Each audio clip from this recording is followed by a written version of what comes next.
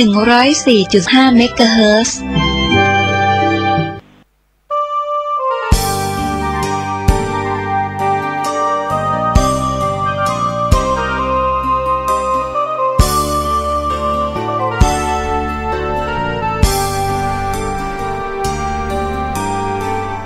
วันเข้าพรรษาเรามาร่วมใจเลิกดื่มสุราเมลัยถวายเป็นพุทธบูชาทุกสิ่งเสพติดทำลายชีวิตทั้งใจวาจาผิดศีลข้อที่5สาเหตุให้เกิดเพศภัยใช้สติไตรตรองให้ลองคิดดูเหล้ายานั้นคือศัตรูก็กินทรัพย์สินภายในทำร้ายครอบครัวไร้ความสุขลูกเมียทุกใจเงินทองที่หามาได้สลายไปกับน้ำเมา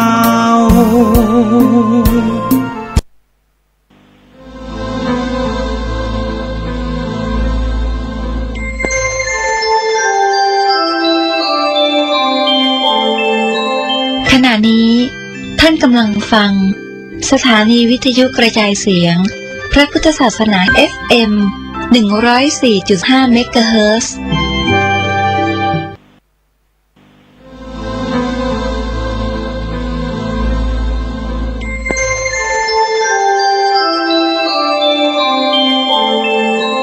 ขณะนี้ท่านกำลังฟังสถานีวิทยุกระจายเสียง FM 104.5 เมกะเฮิรตซ์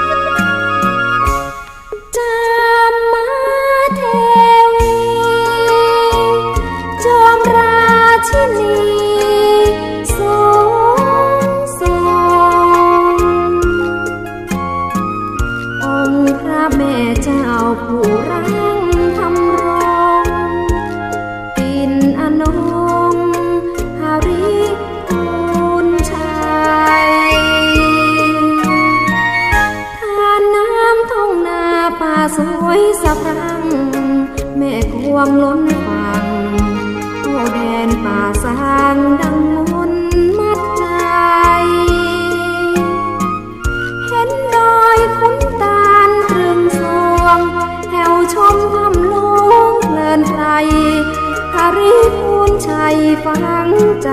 ไม่ลืม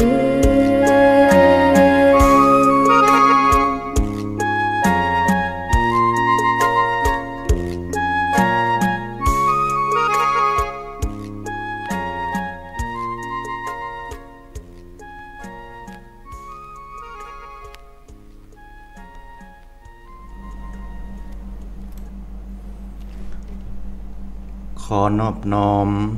แด่องค์สมเด็จพระผู้มีพระภาคเจ้าอรหันตสัมมาสัมพุทธเจ้าพระองค์นั้นขอนมัสการซึ่งพระธรรมอันเป็นคำสั่งและคำสอนขององค์สมเด็จพระชินวรสัมมาสัมพุทธเจ้าขอนอบน้อมกราบถวายความเคารพแด่พระสังฆเจ้าครูบาอาจารย์เจ้าทั้งหลายเมตตาธรรมของครูบาอาจารย์หลวงพ่อท่านพระครูปริยัติยานุศาสตร์หลวงพ่อรองเจ้าคณะอำเภอเมืองเชียงใหม่เจ้าวาดวัดฝ่ายหินที่เคารพหลวงพ่อท่านพระครู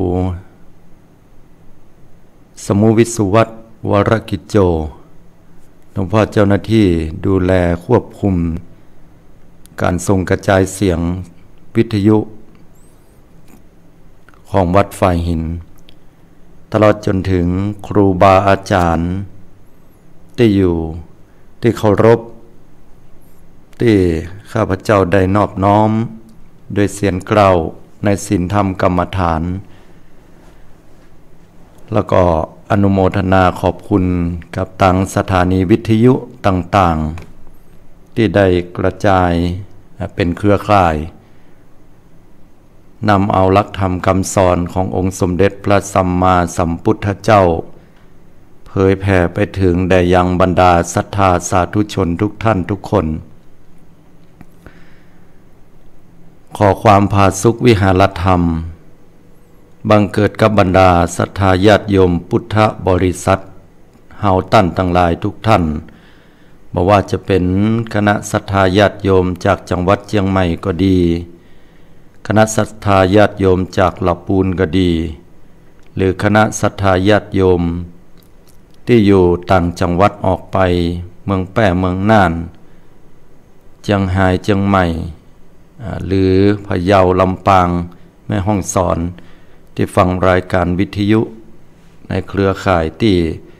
ได้ร่วมกันในการนำเอาธรรมะไปถึงแด่ศรัทธาท่านทั้งหลายตลอดจนถึงญาติโยมที่อยู่ต่างถิ่นต่างที่ได้สดับรับฟังธรรมอยู่นั้นเจ้าวันนี้อาตมาภาพอนาลัยอนาลโยก็ได้นำเอารายการใต้ร่มพระรัตนตรัยมาออกรายการปะกับบรรดาศรัทธาญาติโยมเฮาตั้นทั้งหลายในช่วงเวลาภาคเจ้า5 โมงจนถึง6 โมงเจ้าก็จะได้มาปะกับศรัทธาญาติโยมทุกๆวันพุธยามเจ้าอากาศเย็นสบายวันนี้มีข่าวคราวบอกว่าอาจจะมีพายุพ่องแต่ก็บ่เป็นอุปสรรคสำหรับบุคคลผู้ที่ควรขวายใฝ่หาและก็นำปลาตัวเก่าให้พ้นจากวัฏฏะคือการเวียนว่ายตายเกิดเพื่อไปสู่ความประเสริฐคือความหลุดพ้นไปจากวัฏสงสารนี้เชิญร่วมโทรเข้ามาร่วมในรายการได้ที่หมายเลขโทรศัพท์080-221-6828 080-221-6828ก็ขออนุญาตบอกหมายเลขโทรศัพท์เป็นครั้งคราวไปส่วนเบอร์อื่นๆที่ญาติโยมได้เมมไว้ได้บันทึกกันไว้นั้นก็เป็นอันว่ายกเลิกไปเพราะว่าญาติโยมจะได้จำได้ว่ามีอยู่เบอร์เดียวที่เนาะวันนี้อาตมาภาพได้นำเอารายการมาสู่สถานีวิทยุวัดฝ่ายหิน 94.5 เมกะเฮิรตซ์ถึงแด่ศรัทธาญาติโยมก็ ตื่นขึ้นมายามเจ้าเน้อพี่น้องศรัทธาหลายท่านหลายคนหุงหาอาหารเข้าปลาเพื่อเกียมตัวที่จะออกไปยะการยะงานแหมหลายท่านหลายคนก็กำลังปิกปอกเข้าสู่บ้านเพื่อที่จะพักผ่อนอิเลียบทร่างกายหลังจากที่ไปยะการยะงานมาเข้ากะในช่วงค่ำคืนและแหมหลายท่านหลายคนที่กำลังรับฝันม่วนฝันหวานกันอยู่ตื่นขึ้นมายามเจ้าพี่น้องศรัทธาญาติโยมลุกขึ้นมาประกอบความเปลี่ยนเพื่อชีวิตจะได้บ่เวียนว่ายตายเกิดภพภูมิภพชาติของเฮาก็จะสั้นลงองค์สมเด็จพระสัมมาสัมพุทธเจ้าได้ตรัสให้หมู่เฮาบอกว่ากิจโฉมนุสสะปฏิลาโภการเกิดเป็นมนุษย์นั้นเป็นของยากกว่าที่เฮาจะได้อัตภาพความเป็นมนุษย์เป็นสิ่งที่ยากยิ่งที่สุดบ่มีพิภัยที่ไหนจะการันตีว่าเฮาจะได้เกิดเป็นคนมาแห่มชาติหนึ่งในวันหน้าอย่างแน่นอนนอกเหตุจากว่าตัวของเฮาจะสร้างเหตุอันดีโดยการฮื้อตาน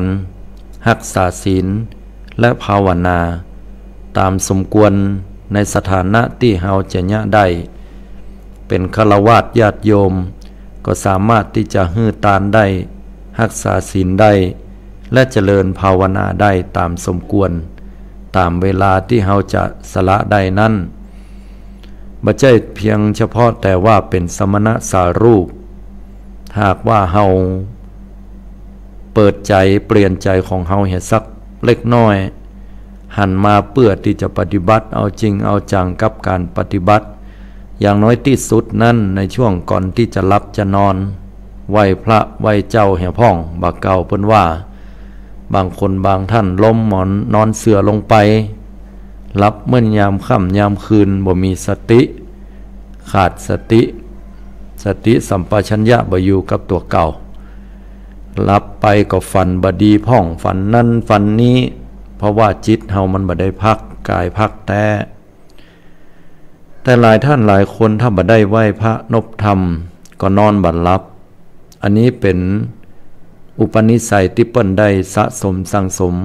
เป็นสิ่งที่ดีงามบ่เก่าเปิ้นว่านะมันนอนแล้วมันบ่ไหว้พระไหว้เจ้านั่นก็ฝันหาผีหาสางไล่หัวมันว่าอย่างนี้นะ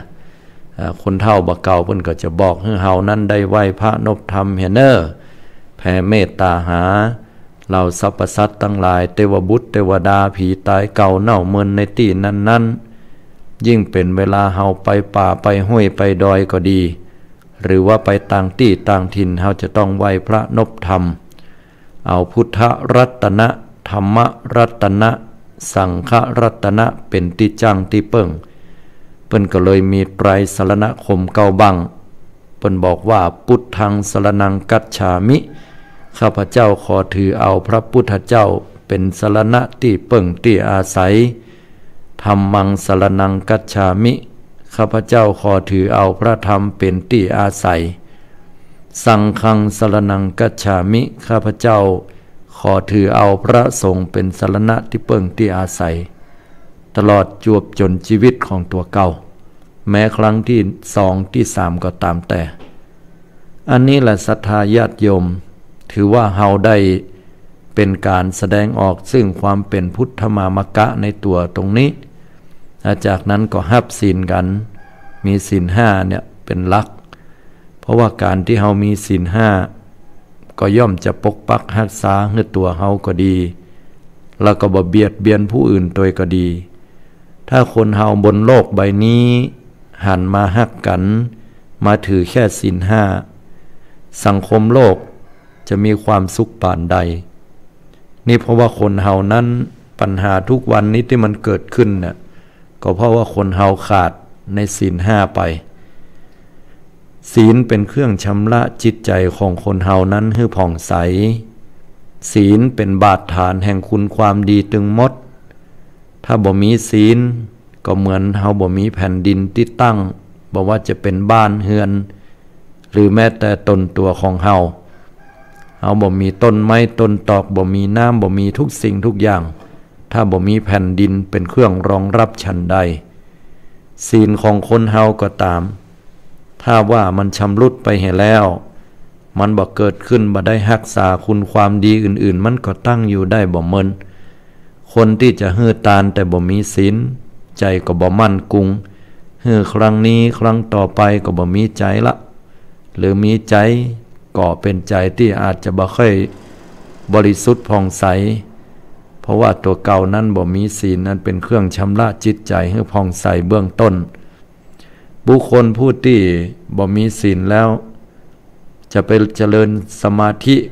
ก็บ่ตั้งมั่นต่อให้นั่งสมาธิไปสักกรรมหนึ่งสงบ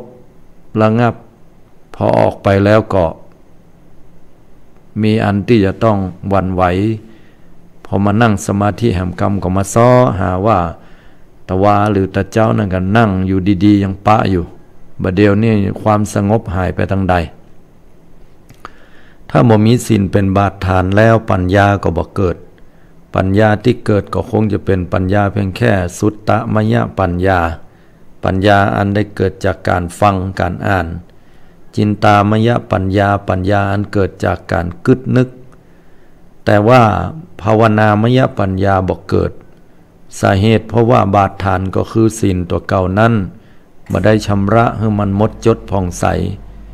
เปิ้นก็เลยบอกว่าสีเลนะสุขติงยันติศีลจะต้องนำมาได้ซึ่งความสุขเพราะถ้าคนเฮาเนี่ยสังเกตญาติโยมมีศีล5แค่เนี้ยบ่ต้องอย่างนักคนเฮาบ่ไปฆ่าสัตว์ฆ่าสิ่งหิ่งห้อยบ่ไปทำร้ายทำลายซึ่งกันและกันเบียดเบียนกันก็เพราะหันว่าศีลข้อที่1นั้นเป็นสิ่งที่สำคัญความผาสุกเหล่านั้นก็เกิดขึ้นแต่ถ้าบ่มีแล้วคนเฮาก็จะเบียดเบียนซึ่งกันและกันปากันฆ่ากันแกงยังเฮาหันบ่เดียวนะสัตตาหันบ่จับยามกันแล้วก็จิตก็เป็นอันเกิดอกุศลใครบุบใครตีใครฆ่ากันโดยขาดสตินึกกึดไปว่าญะยงลงไปแล้วเปิ้นก็เป็นคนที่มีพ่อมีแม่เปิ้นก็เป็นคนที่มีภรรยาสามีอยู่เปิ้นก็เป็นคนที่มีลูกมีเต้ามีหลานสักลางเตื้อก็เป็นหัวหน้าครอบครัวไปจับใส่เปิ้นแล้วก็ได้บุบได้ตีเปิ้นพิกงพิการตายไปก็ดีคนตั้งหลังของเปิ้นนั้นจะอยู่อย่างใดเฮาอาจจะคิดว่ามันบ่ได้เกี่ยวอย่างกับเฮาก็แม่นเนาะแต่ลองมันเป็นเฮาพอเหรอ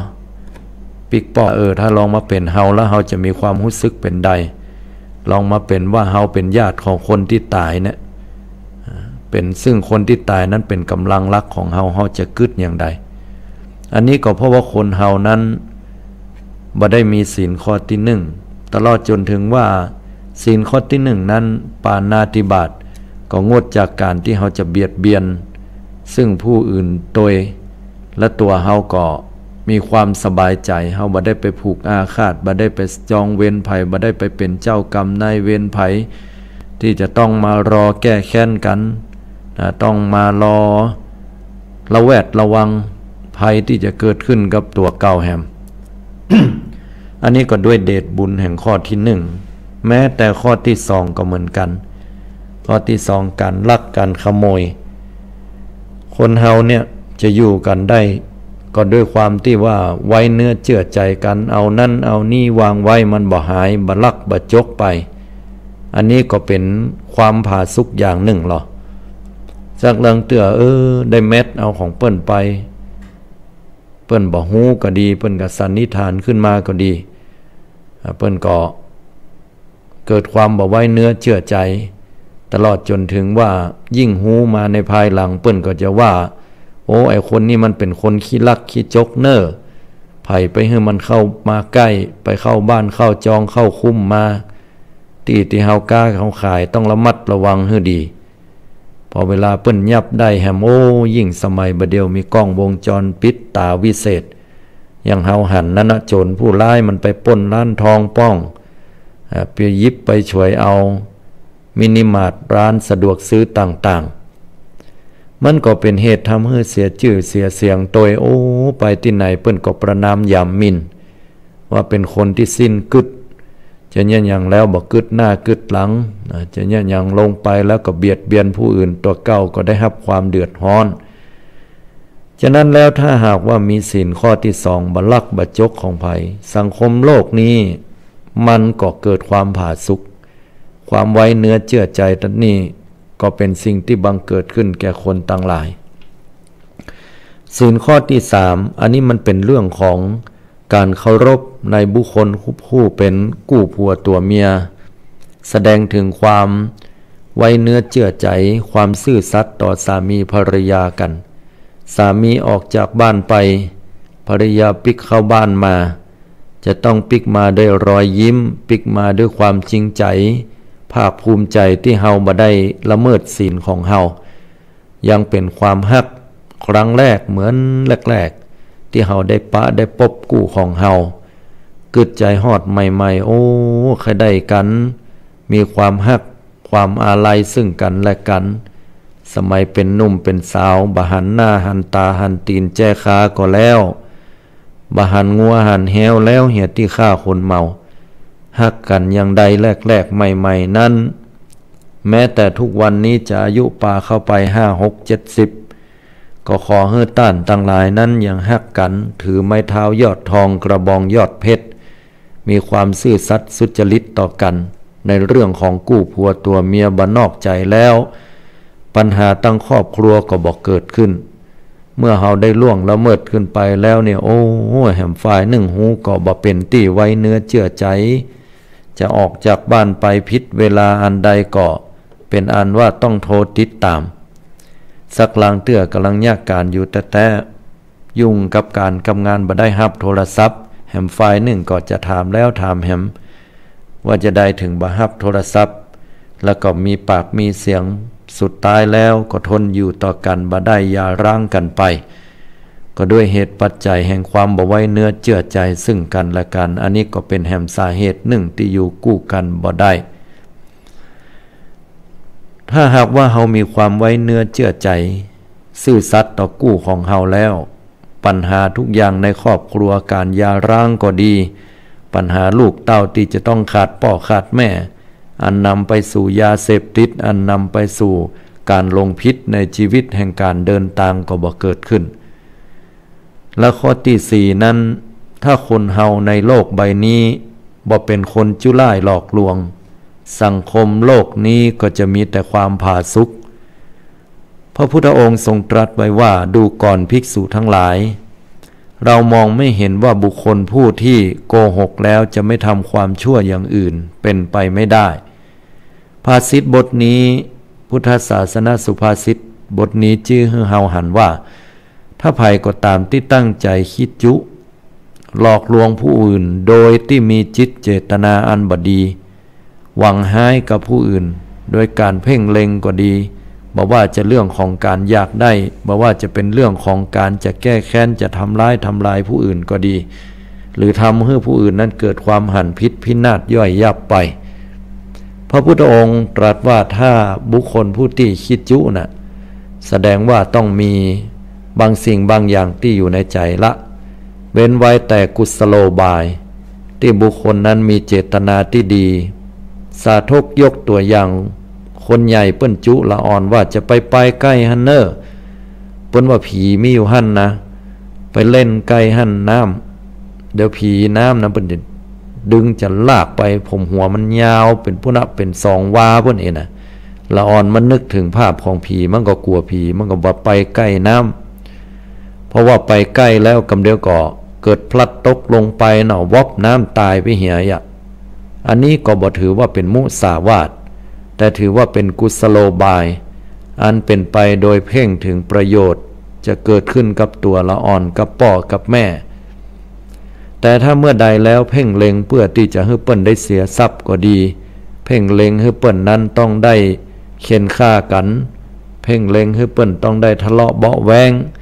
ตลอดจนถึงว่าเนี่ยให้เปิ้นเสียผลประโยชน์ไป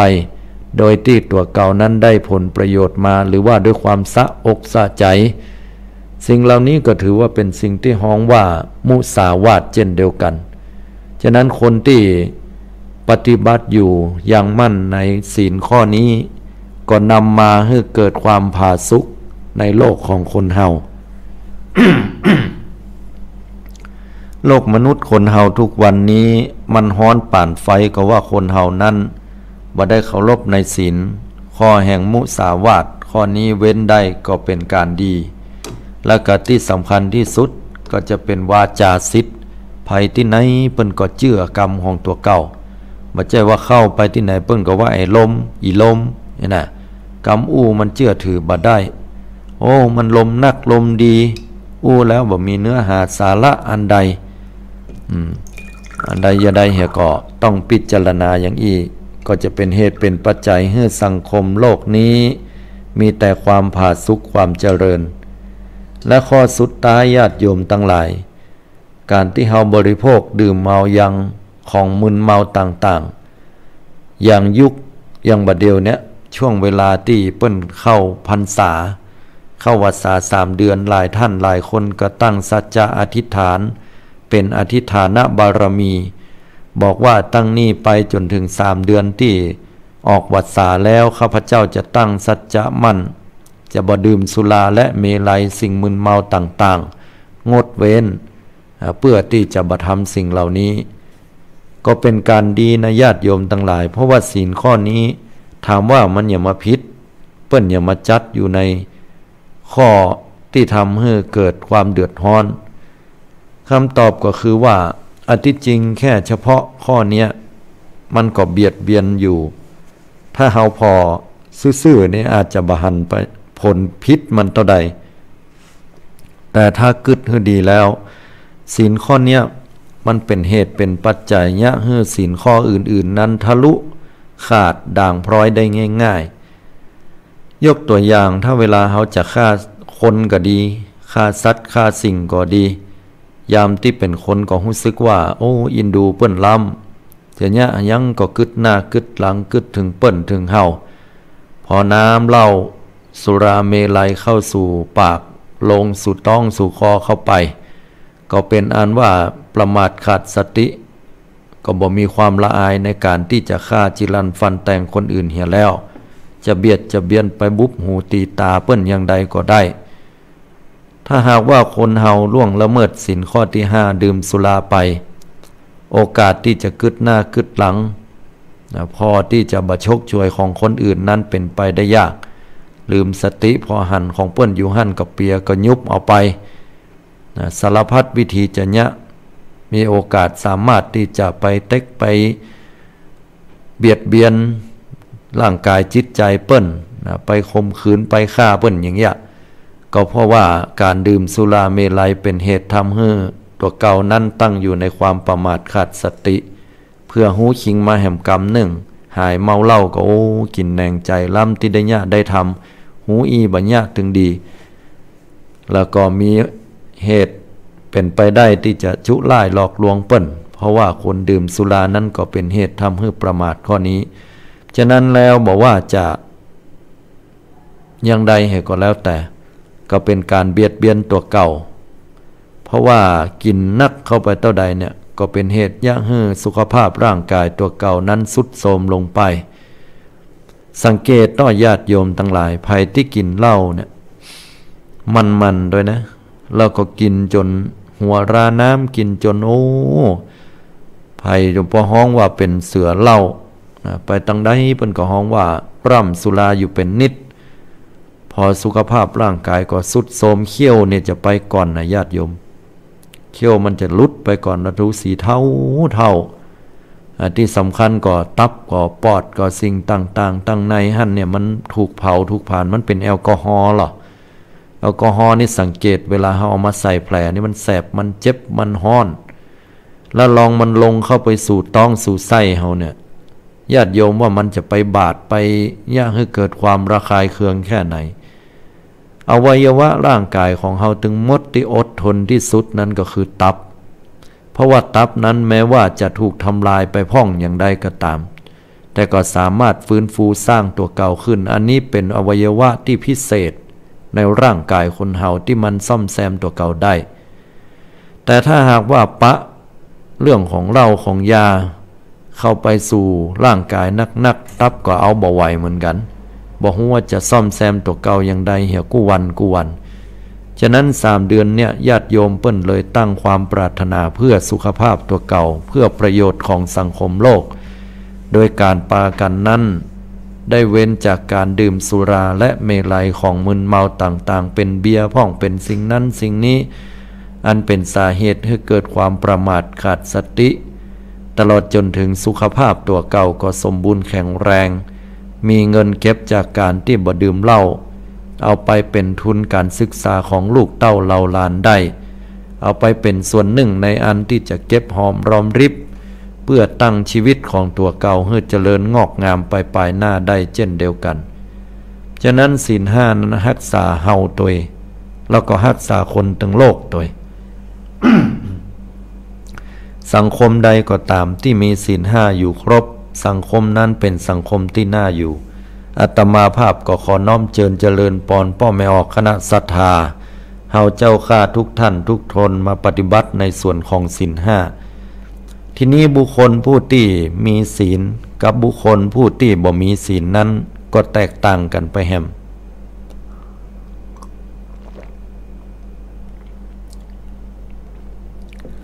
บุคคลผู้ที่มีศีลนั้น เฮาก็จังหันได้ว่าเปิ้นเป็นบุคคลผู้ที่ใจเย็นเป็นบุคคลผู้ที่มีความสุขุมลุ่มลึกเกิดเหตุการณ์หรือสิ่งอื่นใดมาแล้วก็บ่ได้เป็นบุคคลผู้ที่ตื่นตระหนกตกใจมีสติอยู่กับตัวเพราะว่าเดชแห่งศีลรักษาสาธุยกตัวอย่างง่ายๆอย่างคนที่มีศีลนี้จะเป็นคนที่บ่โคตรยังมีเรื่องเล่าอยู่นะว่ามีมหากษัตริย์องค์หนึ่งนั้นเป็นผู้เกลี้ยกล่อมในสมัยคราวครั้งก่อนพุทธกาลเท่านั้นก็ต้องการที่จะได้สิ่งใดแล้วก็ให้ข้าราชบริพารต่างๆเจ้าสนมกรมวังนั้นได้สรรหามาให้กับตัวเก่าถ้าบ่ได้ดังใจแล้วบ่ว่าภัยจะเนี่ยอย่างก็ตามบ่ถูกหูถูกตาสั่งประหารชีวิตสั่งโบยสั่งเคี่ยนสั่งตีก็เป็นที่เอื่อมระอาเป็นที่เดือดเนื้อห้อนใจของประชาไพร่ฟ้าทั้งหลายมาอยู่วันหนึ่งพระองค์ได้ยินข่าวว่ามีดาบสนักบวชละ4 คนหนึ่งนั่นเป็นผู้ที่บ่โคตรเป็นผู้ที่ตั้งอยู่ด้วยความบ่โคตรบ่เกียรติก็เลยไข้ไปปะละสีนี่แต่เนอว่าเนี่ยอย่างใดถึงบ่โคตรบ่เกียรติเฮาตึงบ่เชื่อว่าอย่างนั้น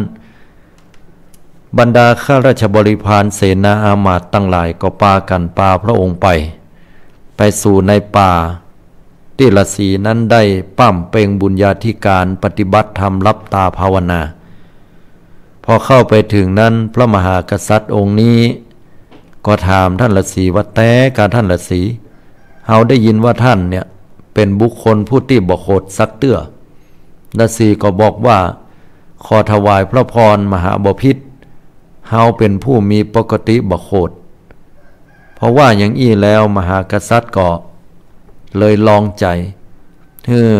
ได้ด่าได้ว่าได้บอกกล่าวอย่างต่างๆใส่ให้ไปสีลองใจฤาษีหรือดาบสนั้นก็บ่มีปฏิกิริยาโคตรก็ยังคงนิ่งอยู่ก็ด้วยว่ามีศีลอันดีพระมหากษัตริย์หันอย่างอันก็เกิดความประหลาดใจประกอบกับว่าโหคนอะไรอย่างเวลาเปิ้นว่าเฮือแล้วก็ยังมาบ่โคตรบ่เกียรติแต่ก็ตัวเก่าก็เลยกลายเป็นว่าโคตรขึ้นมาแทนเนี่ยคนเฮาเนี่ยญาติโยมทั้งหลายสังเกตเวลาเฮาด่าไผแล้วเนี่ยนะแล้วคนนั้นเปิ้นบ่โคตรเนี่ยพลังงานความโคตรที่มันอยู่ที่จิตที่ใจเฮามันบ่ถูกถ่ายเทออกไป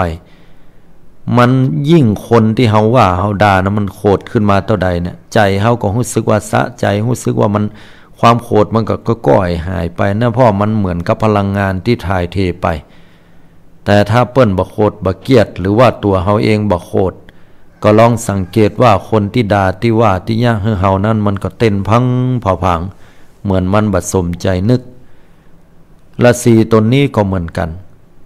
ในเมื่อพระราชามหากษัตริย์องค์นี้ได้ว่าก็บ่โคตร มหากษัตริย์ก็เลยใจวิธีสั่งให้บรรดาอมาตย์ทั้งหลายนั้นยับเอาฤาษีนั้นมาเฆี่ยนตีจนกระทั่งว่าเป็นหอยเจ็บปวดอย่างนักก็ถามว่าท่านจะโคดแหมก่อท่านฤาษีบอกถวายพระพรมหาบพิตรอาตมาบ่โคดเพราะอาตมามีศีลเป็นที่ตั้งโอ้พระมหากษัตริย์โคตรเกียรติขนาดสั่งให้ตัดแขนตัดขานะกรีดตามตัวเอามีดนั้นไปกรีดฤาษีตนนี้เปิ้นก็บ่มีปฏิกิริยาโคดบอกว่าถวายพระพรมหาบพิตรอาตมาภาพก็บ่โคดเพราะมีศีลอยู่จนในที่สุดแล้วมหากษัตริย์เนี่ยก็เลยเปี่ยเอามีดเอาพระเอาดาบที่มหาอมาตย์ยังเผลออยู่นั้นนะดึงมาได้กับฟันคอของมหาบพิตรฟันคอของฤาษีดาบสผู้ที่บำเพ็ญความเพียรอยู่นั้นให้ขาดสะบั้นลงก่อนที่จะขาดก็ได้รับความเจ็บปวดเกาะอวยพรให้พระราชาบอกมหาบพิตรเฮาบ่โคดขอท่านได้มีอายุมั่นแก่นยืนยาวตัวแล้วท่านดาบสหรือฤาษีนั้นก็ได้มรณภาพไปกล่าวกันว่าด้วยเดชแห่งศีลนั้นแผ่นดินหรือเทวดาทั้งหลายทนอยู่บ่ได้ที่มหากษัตริย์องค์นี้เกลี้ยกล่อมด้วยอารมณ์แห่งโทสะผู้บ่มีศีลได้มาเบียดเบียนบีทาผู้ที่มีศีลนั้นแผ่นดินถึงได้วันไหวสนั่นเกิดขึ้นสนั่นวันไหวแล้วก็แยกออกนำเอาร่างของพระมหากษัตริย์องค์นี้นั้นสูบลงสู่อเวจีมหานรกไปตกอยู่หม้อนรกได้รับความทนทุกข์ทรมานเป็นเวลาจ้านานอันนี้แหละศรัทธาญาติโยมส่วนฤาษีนั้นก็ไปเกิดบนสวรรค์จันทร์ฟ้าวิมานแดนพรหมด้วยอานุภาพแห่งความบ่โคตรบ่เกียรติด้วยอานุภาพแห่งเมตตาญาติโยมเฮาต้านทั้งหลายถึงแม้ว่าเฮาจะเป็นบุคคลผู้ที่บ่มีศีลถึงขั้นที่เหมือนฤาษีองค์นั้นแต่ว่าถ้าเฮาหูจักระงับยับยั้งความโกรธความเกลียดเฮาเหี่ยพ่องบ่โคตรพร่ำเพรื่อบ่โคตรอะยังก็โคตรเปิ้นว่าฮื้อน้อยหนึ่งก็โคตรก็เกลียดเปิ้นอู้บ่ถูกหูก็เกลียดเปิ้นย่าหยังบ่ถูกตาก็เกลียดเปิ้นย่าอันใดแปลงอันนั้นก็บ่ถูกอกถูกใจที่อื่นพอมาหันสัตตาหันเข้าใส่ได้ยินเข้าหูมาก็เกลียดทำร้ายตัวเก่าเหี่ยก่อนอันนี้ก็บ่ใครอะละต่อใดแสดงว่าจิตใจนั้นบ่มีศีลอยู่ถ้าบุคคลผู้ที่มีศีลแล้วก็เหมือนน้ำบ่อน้ำเย็นนั่นน่ะอยู่ในใจเฮายังเปิ้นบอกว่าทำใจให้เย็นๆทำใจให้ร่มๆเนี่ยอย่างคนสมัยนี้ว่าถ้าคนเฮานั้นมีศีลแล้วจิตใจก็บ่โคตรบ่เกลียดจะมีแต่ความเมตตากรุณาปราณีและความเมตตากรุณาปราณีเกิดขึ้นแล้วก็เป็นเครื่องฉโลมทำให้สังคมโลกนี้น่าอยู่ได้อาตมาภาพจะได้อู้เรื่องราวของบุคคลผู้ที่มีความโกรธความเกลียดใส่ร้ายป้ายสีนั้นก็มีตัวอย่างอยู่เช่นเดียวกันในคราวครั้งสมัยพุทธกาลก็บ่ใช่ว่าจะมีแต่ฆราวาสญาติโยมแม้แต่บางทีบางครั้งนั้นก็มีแม้แต่สมณะสารูปผู้บวชเข้ามาก็ต้องทำความเข้าใจให้ญาติโยมว่าบางเตื้อหันตุเจ้าเปิ้นตุปี้ตุป้อตุน้องตุลุงตุปู่เปิ้นมาบวชแล้วจะได้ว่าเปิ้นตัดกิเลสเปิ้นยังมาโคดอยู่อันนี้อาตมาภาพการันตีได้ว่าการบวชเข้ามานั้นบ่ได้หมายความว่าจะหมดกิเลสโดยสิ้นเชิงไปเลยบ่ใช่แต่ความหมายคือฮับเอาผ้ากาสาวพัสย้อมฝาดคือผ้าเหลืองผ้าไตรจีวรของพระพุทธเจ้าเนี่ยนะนำมาบวชแล้วก็เพื่อทำให้แจ้งซึ่งมรรคผลนิพพานความหมายก็คือว่าจะพยายามประคับประคองจิตใจของตัวเก่าด้วยศีลสมาธิปัญญาศีลนั้นกำจัดกิเลสอย่างหยาบเบื้องต้นกำจัดกิเลสขั้นกลางและกำจัดกิเลสขั้นที่สุดคือปัญญาศีลสมาธิปัญญาจึงเป็นเครื่องที่สงฆ์องค์เจ้าสมณะสารูปจะต้องปฏิบัติตามจะต้องนำเอามาเป็นเครื่องพิจารณาป้อมเปงง่ายๆให้อยู่กับจิตกับใจบ่อั้นแล้วจิตใจมันจะแตกจะม้างไปบ่อยู่ในศีลในธรรม สาธกยกตัวอย่างเหมือนกับเรื่องราวในครั้งพุทธกาลพุทธเจ้าทรงพระนามว่าสมณะโคดมโคตมโคตพระองค์นั้นก็คือพระพุทธเจ้าในยุคของเฮานี่ล่ะ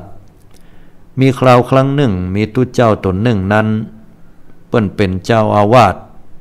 อดีตเจ้าอาวาสอยู่วัดหนึ่งแล้วก็อยู่ตนเดียวในสมัยพุทธกาลนี่ตุเจ้าเปิ้นบ่ค่อยได้ล่ำอยู่วัดเพราะว่าเปิ้นมาจำพรรษาแล้วออกพรรษาเปิ้นก็ปากันแบกกดแบกบาตรไปที่อื่นที่ไกล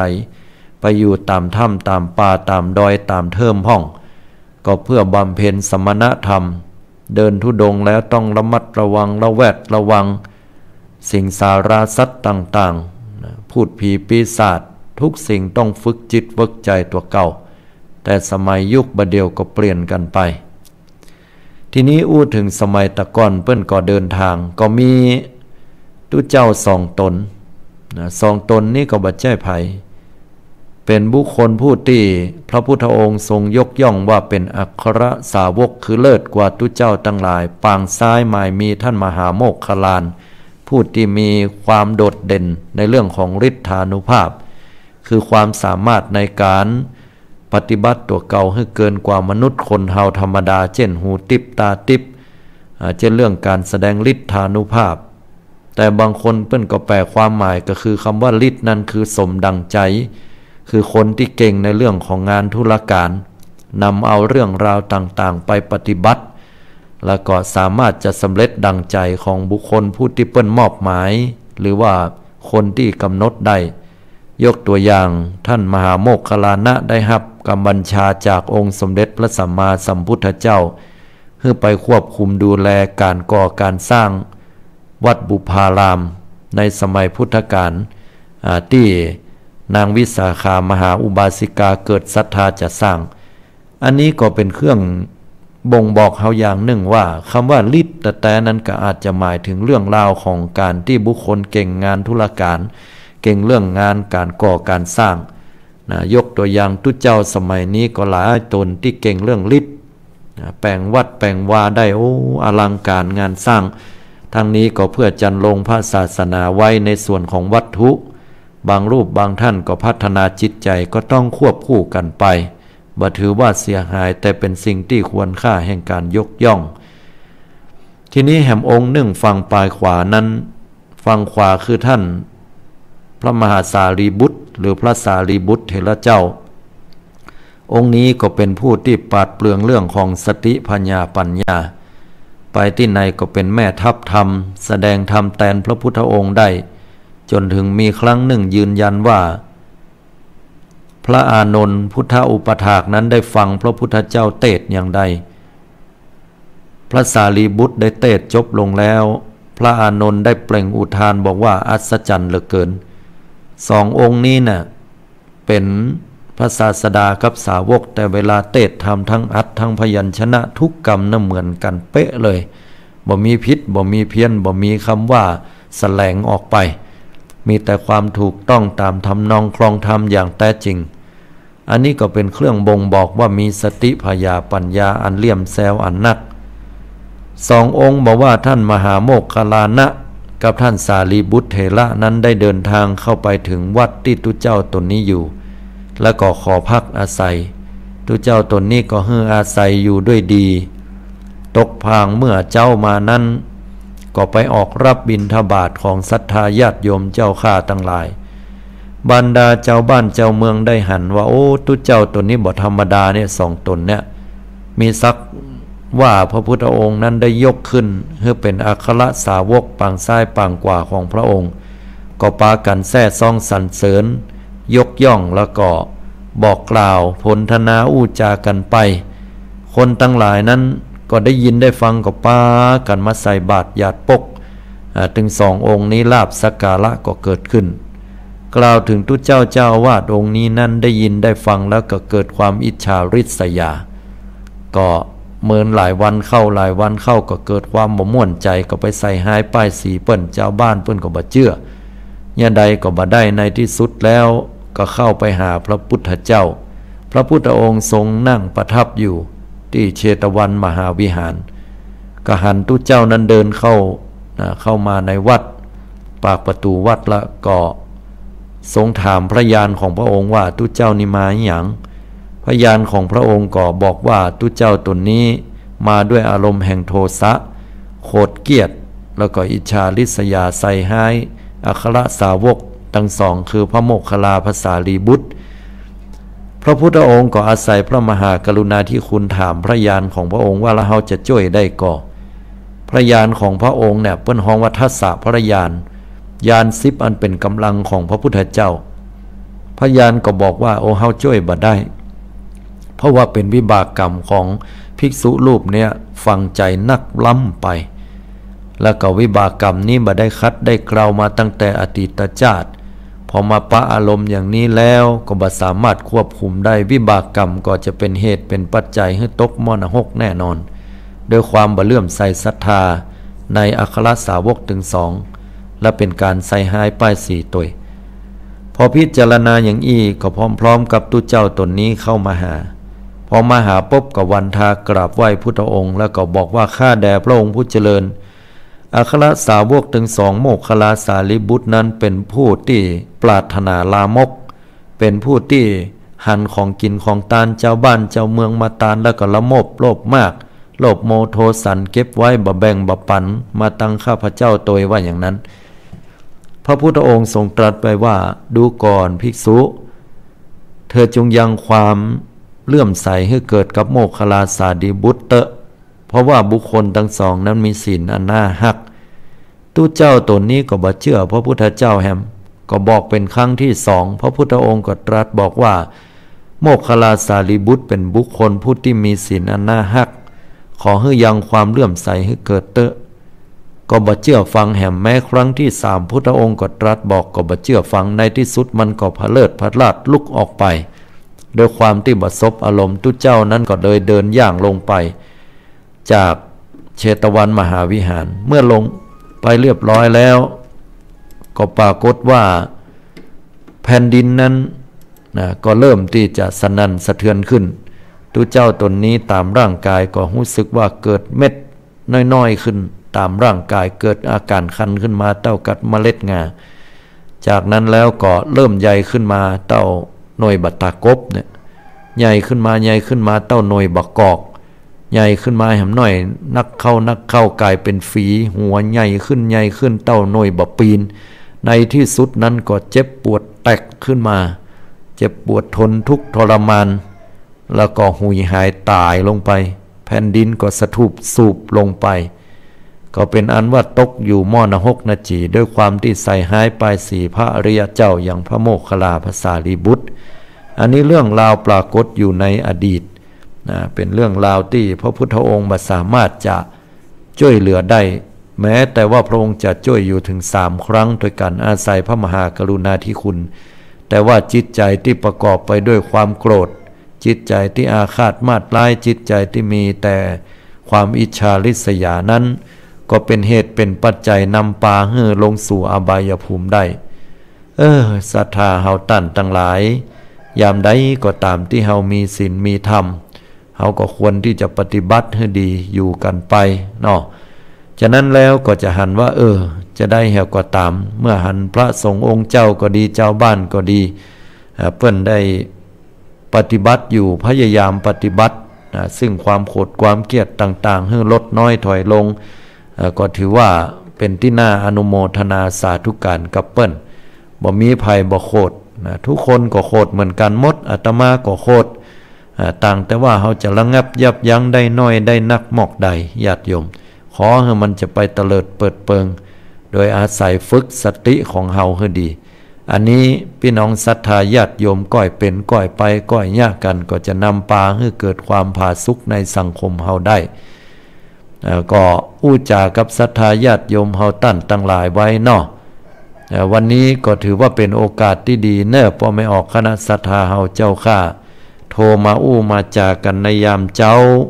080-221-6828โทรเข้ามาตักตายปราศัยอู้จากันได้ในช่วงเวลาภาคเจ้าตอนนี้เปิดโอกาสเนอะเหลือเวลาแห่งประมาณ10 กว่านาที ขออนุโมทนากับพี่น้องคณะศรัทธาญาติโยมฟังอยู่ตังใดยามเจ้าธรรมะไปถึงโสตประสาทท่านก็ขอให้ท่านได้อยู่ดีมีสุขโทรมาในหมายเลขโทรศัพท์080-221-6828มีคำท่องคำถามอันใดถามเข้ามาอูจากันได้ในรายการจะถวายกำลังใจก็ขอเจริญปอนหมายเลขโทรศัพท์7585โทรเข้ามาขออนุญาตรับสายเนอเจริญปอนขอไหว้สาเจ้าท่านคุณโยมโทรมาจากที่ไหนฟังตลอดเนาะถ้าอยู่ถึงเทพก็มีเนาะช่วงก่อนนั้นเป็นเทพคุณโยมเพราะว่าอาตมาภาพติดธุระได้ไปปฏิบัติธรรมที่วัดพระธาตุสลีจอมตองเป็นเวลา45วันแต่วันนี้นั่นออกรายการสดเนอะญาติโยมตั้งนี้ไปสดเลยคุณโยมโทรฟังตลอดโทรวันพวกนี้เนี่ยเปิดโทรทุกท่านนี่ทำงูดีแต่เจ้าสอนจิตสอนใจยังเนาะไหว้สานะเจ้าโทรมาจากที่ไหนคุณโยมอันปะกล้วยสุพรรณนะเจ้าบ้านปะกล้วยสุพรรณเจ้าเก่าเนาะเจ้าอนุโมทนาฟังเจือมันก็จะเกิดปัญญานะโยมเนอะไหว้สาเจ้าสาธุอยู่ดีมีสุขเนาะเจ้าพี่น้องศรัทธาต่างปากกล้วยสุพรรณเนาะเปิ้นโทรกันเข้ามาแฟนคลับ แฟนคลับธรรมะเนาะเป็นภาษาสมัยใหม่เปิ้นเฮาแฟนคลับหรือว่าคนฟังธรรมะนั่นเนาะญาติโยมทั้งหลายนะก็ถือว่าเป็นที่น่าอนุโมทนาเลือด10นาทีเนอ0802216828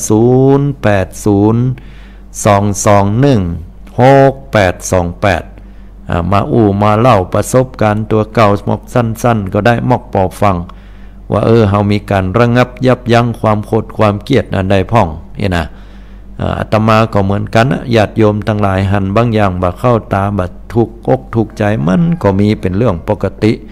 แต่ถ้าคนเฮาก้อยๆนะทำจิตทำใจให้มันเย็นเหี่ยก่อนไผว่าเฮาก็เดินหนีไปเหี่ยก่อนเนาะอันไหนมันบ่ถูกใจก็ปล่อยมันไปเหี่ยพ่องเพราะว่าคนเฮาจะไปบ้าความสมบูรณ์แบบนักวัดมันบัดสะอาดจะให้มัน 100% ก็มีขี้หมูขี้ม้าเฮาก็อดสละไปเพี้ยวเหี่ยจะให้มันสมบูรณ์ 100% มันเป็นไปบ่ได้เนาะทำที่ใจของเฮา2758ขออนุญาตรับสายเนาะเจริญปอนไหว้สาครับท่านโยมฟังรายการอยู่ครับผมคุณโยมฟังรายการอยู่เนาะครับผมเป็นยังไงฟังชัดเจนดีตังปุ้นวันนี้ฟังชัดเจนดี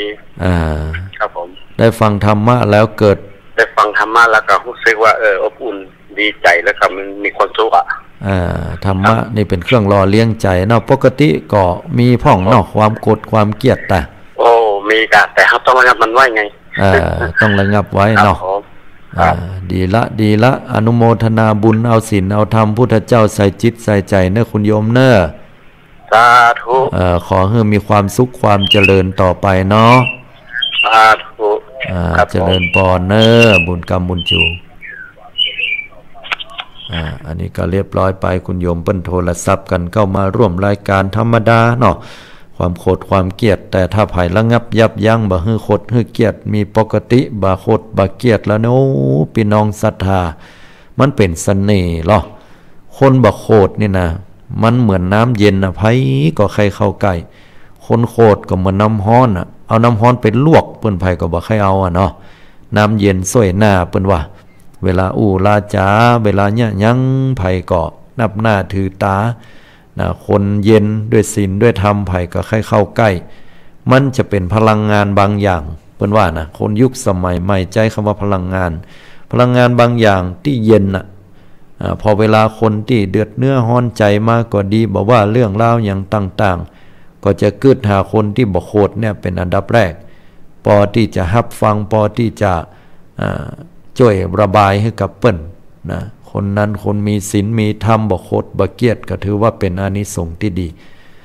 โทรกันเข้ามาได้ในเบอร์0802216828ในรายการใต้ร่มพระรัตนตรัยกับอาตมาภาพท่านอนาลโยจากละปูนบ้านใกล้เมืองเคียงของเจียงใหม่เฮาเนาะ เอาละญาติโยมโทรกันเข้ามาช่วงเวลานี้2327ขอเจริญปอนฮัลโหลฮัลโหลคุณโยมเอ้ยยังมาจากต่างเจ้าคุณโยมโทรมาจากต่างใดจากในห้อยเงินเจ้าพี่น้องศรัทธาแม่ห้อยเงินอ๋อท่านพระครูหิรันสบายดีกะเจ้ารู้จักกันเนาะ เปิ้นมีความสามารถนักในการเผยแพร่อันนี้ไปปฏิบัติธรรมปะกันคุณโยมฟังรายการนี้ทุกครั้งก็เจ้าเป็นกำลังใจให้เนอเป็นกำลังใจให้เนาะเป็นบุญกุศลฟังละม่วนก็เจ้าฟังละม่วนก็จ้าฮัลโหลเจ้าบ่ค่อยได้ยินทีเนาะม่วนก็จ้าม่วนเจ้าอาจเจริญปอนเนอถ้าอย่าเปิดวิทยุตัวนี้ เป็นอย่างได้โอกาสหน้าต่อไปเนาะสาธุนโยมเนออันนี้ก็ขอปิดวิทยุแห่กำหนึ่งเวลามันอาจจะลั่นกันไปกับจัดสดเนาะเจริญปอนโยมโยมอันนี้โทรมาจากตังใดอย่างมาเบาเสียงเบาแต่เบาว่าเดี๋ยวเนอเดี๋ยวสมาธิในห้องนอนนี่บ่เป็นหยังบ่ครับถามว่าสมาธิไหว้พระในห้องนอนบ่เป็นหยังแล้วบ่เป็นหยังโยมเพราะว่าเป็นที่นอนเฮากราบที่หมอนหั่นน่ะกราบที่หมอนแล้วก็ไหว้พระเสร็จก็นั่งสมาธิที่หั่นเลยบ่เป็นหยังถือว่าดีแห่มซ้ำจะได้เป็นสิริมงคลนะโยมเนอโทรมาจากแม่โจ้ครับอยู่สันทรายแม่โจ้เนาะอนุโมทนาบุญกรรมบุญจูมันโทรมานะโยมเนอสาธุสาธุอนุโมทนาเนาะเสียงเปิ้นเบาแต่ก็ได้ยินอยู่เปิ้นว่าขอเฮาไหว้พระทำสมาธิภาวนาในที่นอนของเฮานี่มันจะดีก็ดีกับโยมที่ไหนก็ได้ถ้าว่าเฮามันบักเกิกเนาะแล้วก็มันเหมาะสมแต่บางที่บางแห่งมันก็เว้นเห็นหน่อยอย่างยกตัวอย่างขอโทษหน่อยอย่างในห้องน้ำนี่มันไหว้บ่ได้อยู่ละแต่ว่าภาวนาได้ภาวนาได้นั่งอยู่ว่าเราทำธุระของเฮาก็กำหนดลมหายใจพุทโธไปบ่ถือว่าเป็นการดูถูกปรามาสพระรัตนตรัยบ่ใช่อย่างนั้นเพราะเฮาบ่จะมีจิตไปในเรื่องของอกุศลที่บ่ดีเพราะฉะนั้นการสรุปคือการที่เฮาไหว้พระที่นอนของเฮาเนี่ยสำดีโยมจะได้รับดีรับบานจิตใจขวัญของเฮาก็มีกำลังใจแก่กล้าเนาะเลยแฮม4 นาทีเนอโยมเนอโทรมาเป็นอันว่าเสียงนั้นก็ถึงเวลาที่ใกล้จะอันนี้ละเนาะโทรเข้ามาแหมกรรมโยมส่งข้อความมาว่าวันนี้เสียงซ้อนครับเพราะอันอย่างครับอันนี้ก็ต้องถามตังผู้จัดรายการนะครับเนาะขอหลวงพ่อท่านช่วยดูด้วยนะครับเสียงโยมบอกว่ามันมีเสียงซ้อนกันบ่อยครั้งที่ปะนะครับนะต้องขออภัยโยมตัวเนอแล้วก็ขอความเมตตาครูบาอาจารย์ที่ควบคุมเทคนิคด้วยนะครับช่วยปรับตัวเพราะว่าโยมบอกว่าวันนี้เสียงซ้อนกันนี่นะครับเนาะครับจะได้เหี่ยก็อันเดียวเฮาก็ก้อยแก้ไขกันไปเนาะโยมเนาะอันนี้ก็บอกเป็นยังเพราะว่าเตื้อก็ต่างเทคนิคพ่องต่างการส่งสัญญาณไปอินเทอร์เน็ตบัดเสถียรพ่องแต่ถึงอย่างใดก็ไปสึงโสดประสาทของพี่น้องศรัทธาก็เป็นที่น่าอนุโมทนาอย่างนักเนาะญาติโยมโทรกันมาปอฮับได้อยู่เนอ0802216828อยู่เป็นกำลังใจกันเนอทุกๆวันจันทร์ขอโทษโดยทุกๆวันพุธในยามเจ้าอาตมาภาพท่านอนาลัยอนาลโยยังอยู่ที่นี่เป็นกำลังใจให้ป้อออกไม่ออกศรัทธาหมู่เฮาเจ้าข้าถามกันเข้ามาได้มาฟังกันทุกวันพุธแหมบึดเมื่อคืน20 ทุ่มเกิงเนอ20 ทุ่มเกิงถึง4 ทุ่มรายการวิทยุของวัดฝ่ายหินหรือลิงก์ที่ติดต่อไปเนี่ยก็ฟังได้เนาะโยมเนาะเปิดสถานีนี้เนอ20 ทุ่มครึ่งถึง4 ทุ่มบึดปากันแหมกรรม1วันพุธขออนุญาตรับสายเนาะเจริญปอนฮัลโหลนี่มาข่การเจ้าคุณโยมโทรมาจากที่ไหนเขาจะโทรมาจากอำเภอแม่ริมเจ้าพี่น้องศรัทธาแม่ริมมีฝนตกก็จ้าบ่ตกเจ้าบ่ตกเนาะอากาศดีเนาะวันนี้อันนี้ท่านพระครูอย่างกับเจ้าอาตมาภาพท่านอนาลัยฮะอ๋อ ข้าเจ้าแม่นละมาเจ้าเลยคือเนาะข้าเจ้าอันอยู่อำเภอก็เห็นว่าบ้านไม่สะดวกนะเจ้าโอ้ดีละโทรเข้ามาเจ้าข้าเจ้าเปิดวิทยุไปเจอท่านเปิดเสียงเนาะเพจโอ้ถ้าฟังประมาณทั้งหมดเลยละตั้งแต่ทำท่านเทศทั่วโลกใหญ่เนาะโอ้สาธุอนุโมทนาธรรมะของพุทธเจ้าเพิ่นเนาะช่วยกันโปรดให้อนุโมทนาโทรมาให้กำลังใจเนาะดีใจแล้วได้ยินเสียงท่านตีห้าจะต้องระวังวันพุธจะต้องเปิดถึงวันโอ้ดีใจอนุโมทนาตัวสาธุเทเนอร์ที่โทรมาขอบคุณเจ้านั่งในเย็นเนอร์เจ้าสาธุเจ้าเจริญพรอันนี้เปิ้นก็โทรเข้ามาว่าได้ยินก็เสียงบ่ได้มีโอกาสโทรเข้ามาหลายเตื้อเพราะว่าอาตมาที่ผ่านมาก็เป็นเทพพองเนาะออกจากการปฏิบัติธรรมแล้วบัดเดี๋ยวนี้ก็เข้ารูปเข้ารอยเข้ามาถึงที่นี่ก็ดีใจได้มาปะญาติโยมเอาละพี่น้องศรัทธา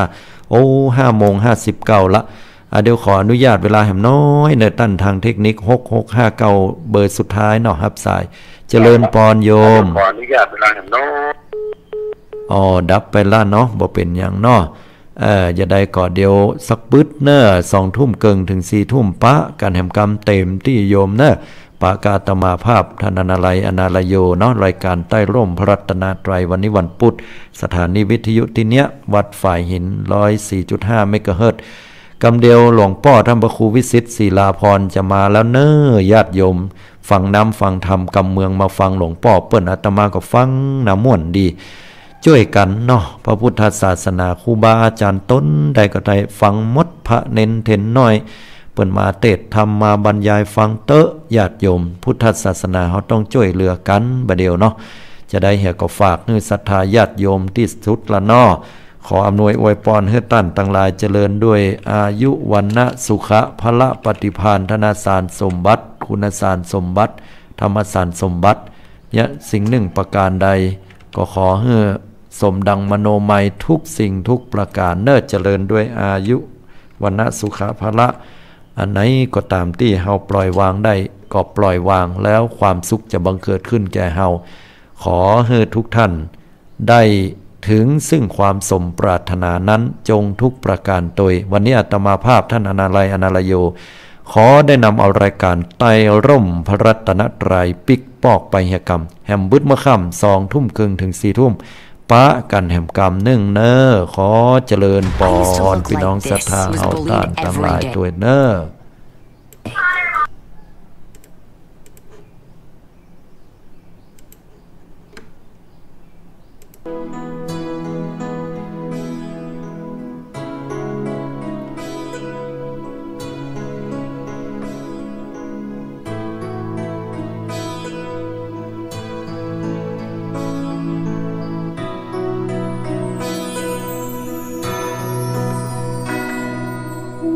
ที่ฟ้าเริ่มส่องแสงท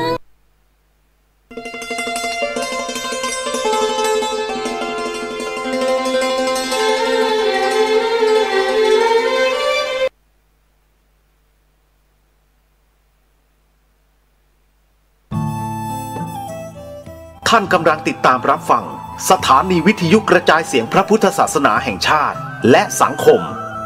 คลื่นเพื่อการศึกษาพระพุทธศาสนาและวัฒนธรรมระบบ FM 104.5 เมกะเฮิรตซ์รายการต่อไปเป็นรายการมรดกธรรมกำเมืองดำเนินรายการโดยพระครูวิสิทธิ์ศรีลาภรณ์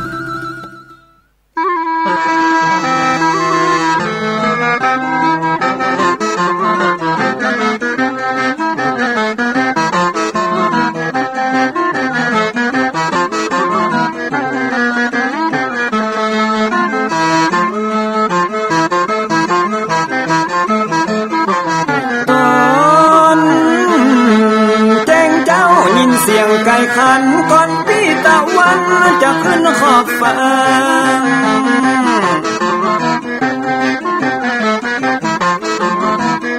จะหันแสงทองทอแสงเจิดจ้าจัดการล้างหน้าอาบน้ำแต่งตัววันเริ่มต้นใหม่อย่าได้วันกัวอย่าได้คุณมัวกังบนโศกคอน